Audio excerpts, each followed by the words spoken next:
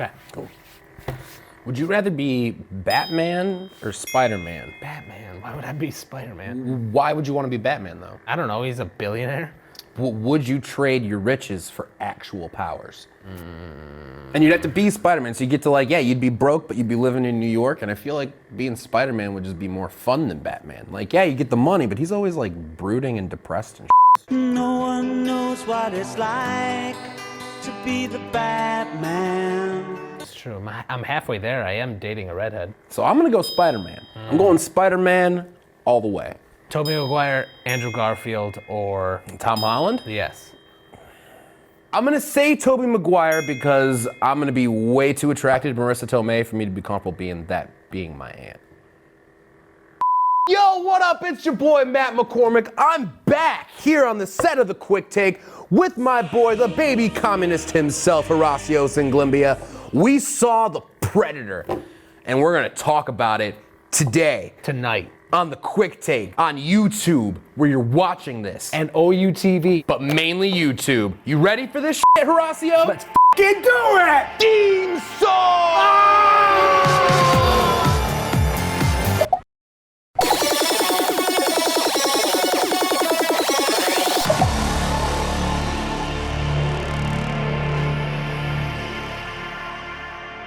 Welcome back to the set of The Quick Take. As we said in the intro, we're here today to review The Predator 2018. And here's the plot synopsis from imdb.com.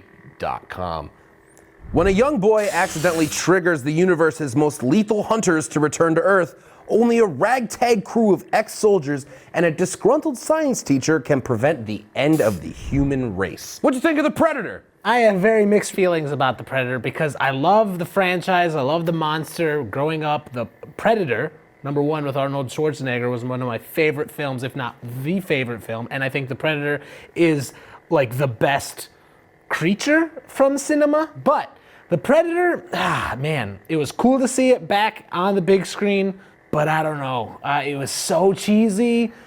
I think it mostly fell flat. Kind of like 3-day-old Coca-Cola. It still has that Coke flavor, but it's not a Coca-Cola. Exactly. It did lean very heavily on the camp side of things. When you look at the past Predators, Predator, Predator 2, The Predators, yes, those films definitely had more of a thriller-esque tone. The feel of the movie is you feeling like you're being hunted with the people. And this is a comedy. It's a comedy action, so Come-action. It was funny. It was very entertaining. Absolutely. It just did not have the same punch as the other Predators did. And I think the only thing that saved the movie was the comedy. You know, the ensemble cast with Keegan-Michael Thomas Jane, and the other people are basically unknowns except for our main guy was the villain from Logan.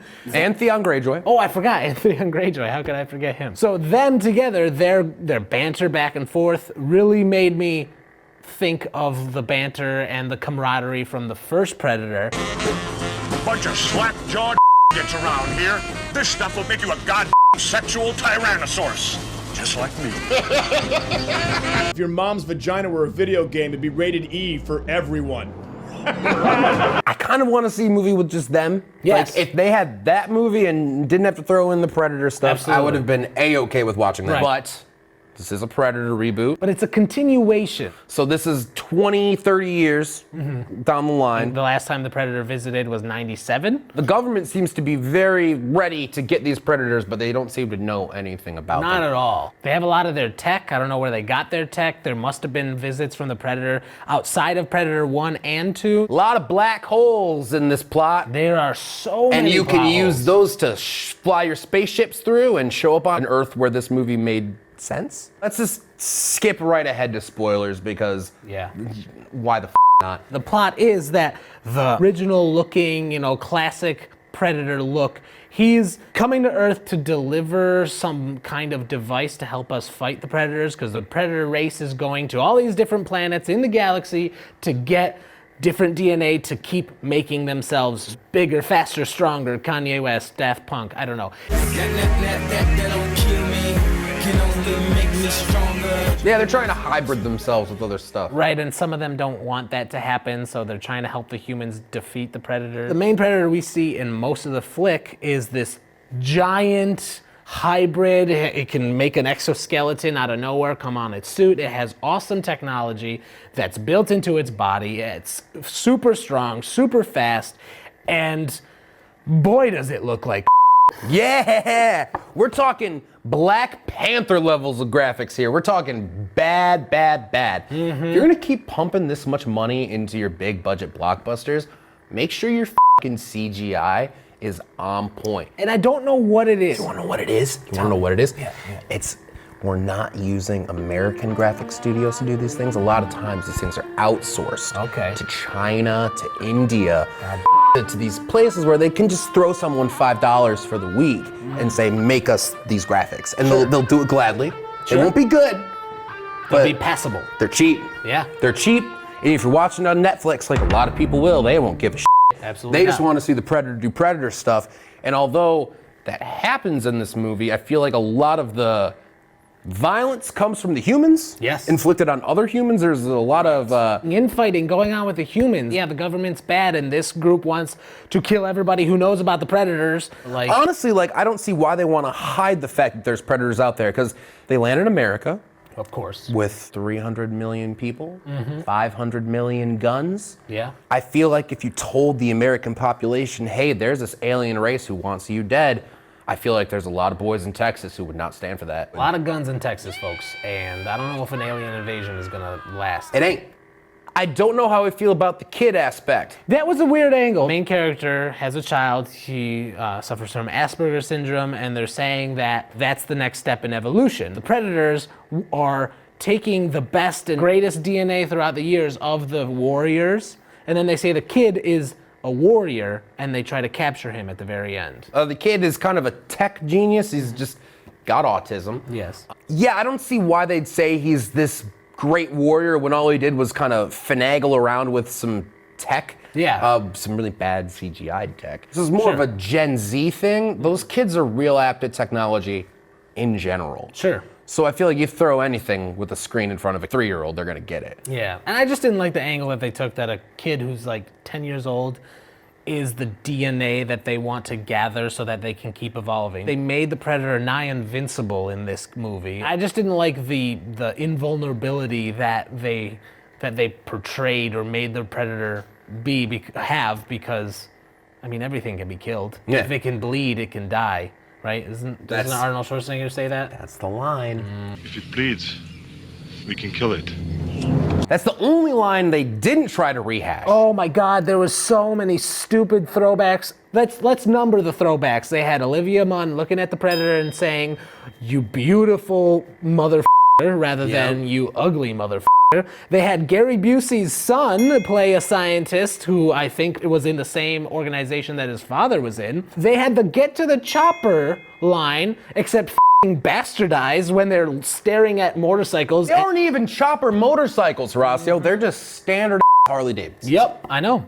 Terrible. What'd you think of the Predator dogs? I like the Predator dogs because they introduced them in Predators, but there was a different design. And, These were just big bulldogs with dreads. and of course, one of them throughout the film becomes like domesticated by the humans somehow. Yeah, By it follows no- them around and I mean, it was funny, but like super unbelievable. And just the mechanics of the film, god awful. And I know it's an action film, and I know it's a Predator film, but like the Predators of the past, and even Predators, as campy and as two-dimensional as it is, they actually spent time to flesh out the story, to develop these characters. They did almost none of it. We got no backstory. They did some with the ragtag group of military guys, but besides that, everyone's just out of nowhere, and the story is out of nowhere, and it just feels so clumsy and clunky, and it just doesn't, there's no grace to it. it's just, let's throw this Predator in suburbia Maryland and movie. There's some green blood and some explosions and some red blood, and people are dying. And especially coming from Shane Black. Yeah. Because he's one of my favorite modern directors. He made one of my favorite Marvel movies. The Nice Guys is one of my favorite movies of the past 10 years easily. Yeah, absolutely. And this just kind of falls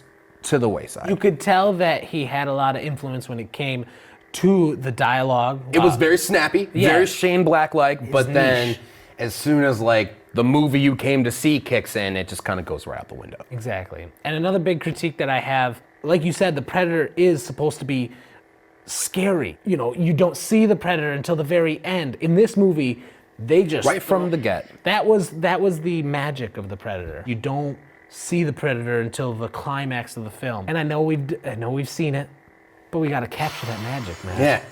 Especially if you're gonna really try to capitalize on this 80s nostalgia tip that everyone's been on. And why the wasn't Danny Glover or Arnold Schwarzenegger in this?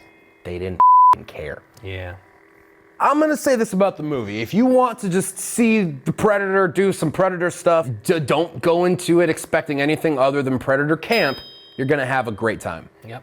But if you go into it expecting anything more than Predator camp, Like a story, you're gonna character development, good CGI. you're gonna hate it. Oh well. So Horacio, what are you gonna give this out of how many whatevers? Matt, I think I'm gonna give it 2 out of 5 Predator helmets. Although it is the Predator and I love the Predator, I cannot forgive the problems of the movie. It was funny, but it fell flat. Before I give my rating, I have to explain a new thing that I'm personally going to do with the take. At this point in time, if it is a unnecessary sequel or reboot of a franchise or anything of that nature, it automatically gets deducted 1.5 stars for me. Oh boy. So? So, I'm gonna give this Oh no. 1 stop sign for stop doing this. Stop rehashing franchises. Stop giving us CGI. Stop giving us empty and just, here you go, here's your dumb movie. I enjoyed it. I laughed. It was decent. You know, it kept me entertained for the time being, but enough's enough. The cinema is dead. Yep. And we're gonna change the landscape of cinema one unnecessary and crappy sequel/reboot at a time. Yo, you hear it and now. if we don't do that, we're gonna make an indie movie about your gender, about your race, or about who you wanna bang, and that's how we're gonna change it. Those are your only options now with movies. There's no such thing as a fun movie anymore. Can we still make superhero movies? Not for much longer, my friend, not for much longer. All right, everybody, well, that's gonna do it for this review. I don't know when we'll be back. We'll probably be back to discuss another piece of blockbuster garbage. But until that point, you can follow us on Gmail, like us on Facebook, Instagram, Twitter, YouTube. Well, you're watching this on YouTube, so obviously you're here. Anything you would like to say to the people? Bye!